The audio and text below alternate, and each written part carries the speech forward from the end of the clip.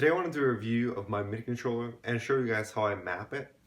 I think this video would be very beneficial to beginners because I know when I was starting out, I was looking for opinions of different MIDI controllers and I wanted to find out what effects people use to map their MIDI controller. So I used the Novation Launch Controller XL. This is my first real MIDI controller. Before this, I used TouchOSC on my iPad. And I did a lot of research and tried out a few MIDI controllers and figured this would be the best for me because I need a lot of knobs for effects and I need a lot of sliders. It's also very compact and very well built. I don't have any complaints about this controller. It is, I definitely get the value for the money that I spent. So yeah, so check out how I map it. The first top row is just general composition settings. Second row of knobs is composition effects, and the third row controls the layer effects. Then I have some sliders, buttons, and then I toggle a few effects here. The first knob is the transition duration for the selected clip. So for this one, I can change how long it takes to transition. And the second knob changes, it cycles through the transitions. So you just change it and change this. These two knobs control the strobe. For example, I have this black strobe here. With this knob, I can change the intensity of it from 0.77 to up to 0.99. I think what I do is at 99, I just go black and toggle it off. Then I have a second strobe. This is a color strobe. So this just toggles it's this effect here, solid color. And with this knob, I can change the color. I have it set to whatever color the loop is. So if the loop is predominantly blue, I'll put it to blue.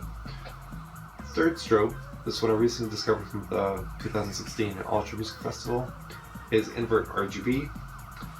It works well on some clips. Next knob I have is timeline. So sometimes if I want to go to BPM sync or timeline, I can change between it. With this knob, here's timeline, here's BPM sync. This is playback, so I can go from backwards to forwards, pause, and random.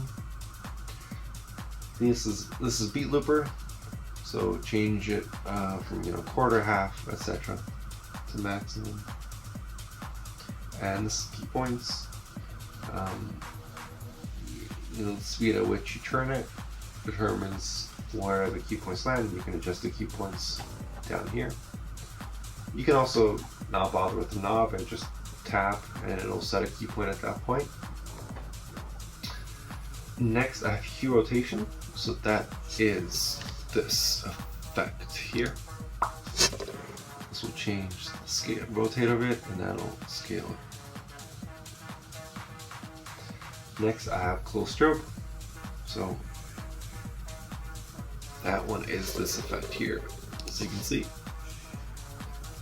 So you can copy it.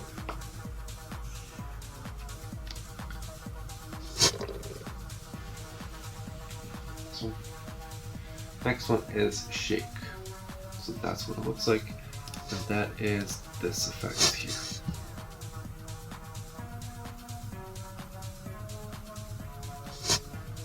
Maximum, minimum. Next one is glitch, shift glitch right here. So this is what it looks like.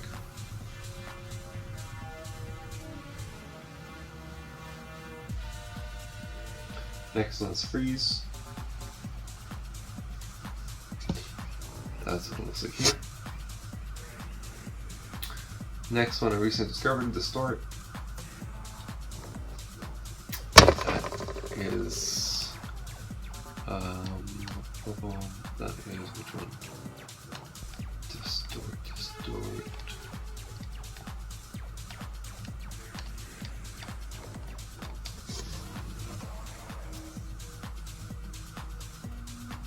Here it is, distortion. And last one is terrain. Works well in some clips, maybe like work well on this clip.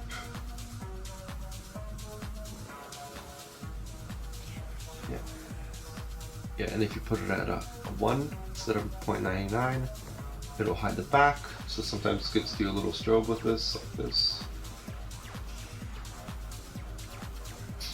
Then for layer effects, first one is the layer RGB. So that might be better on this clip. No, not really. Not on this clip though. That's layer RGB. That is this effect here. Next one is ripples.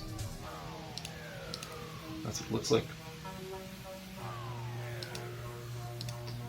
Next one is edge detect. This is what it looks like.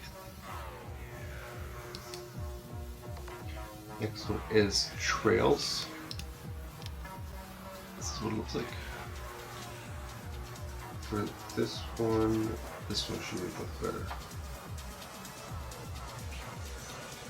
Yeah, it looks a little bit better. It looks good on lines, and you can copy it here, trails.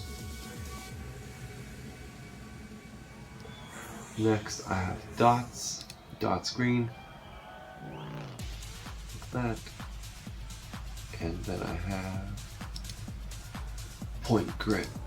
This is similar to dots.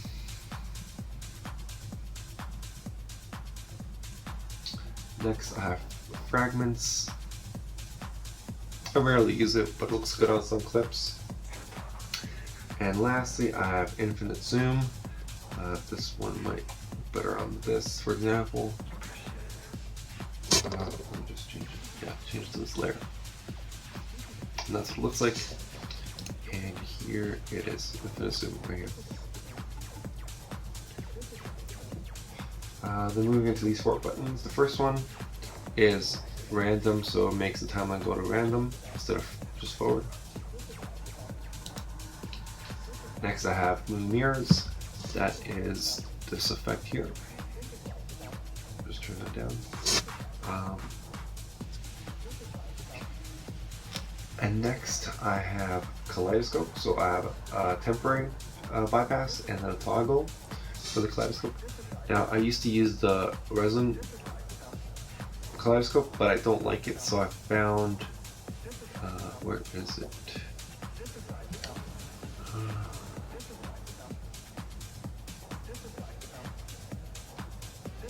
I found this kaleidoscope, so you can Google that.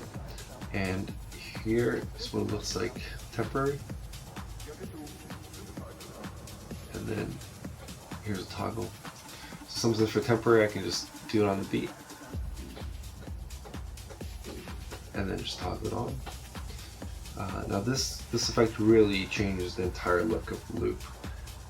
So you can go from this to this, and then with moving mirrors to this.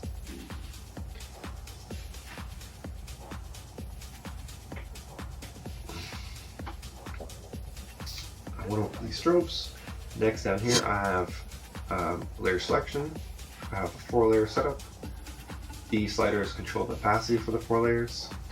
This is temporary bypass for that layer. So for layer 3, it will, oh no, I'm on layer 2 right now. It'll hide it.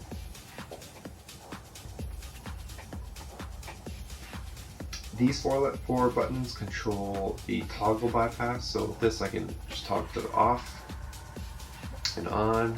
So I use this for, I load up clips on the hidden layers, and then once the beat drops, I just go to it like that, the 1 tap. These are key points, and that's a manual master stroke for the entire composition. Next, these sliders.